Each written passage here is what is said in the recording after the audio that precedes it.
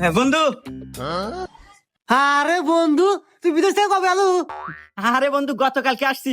আজকে শুনলাম বলে তুই বিয়ে করছু, না পারে আজকে তোর হাতে একটু দেখা করবে আসলাম।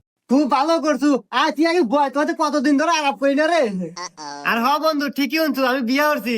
আচ্ছা, তুই বিয়ে হস না কে? কত তোর কি বয়স কম হয়ে গেল? বুড়ো হয়ে যাইতেছু। আচ্ছা, বিয়ে হবো কবে? কত নাকি কোনো সমস্যা?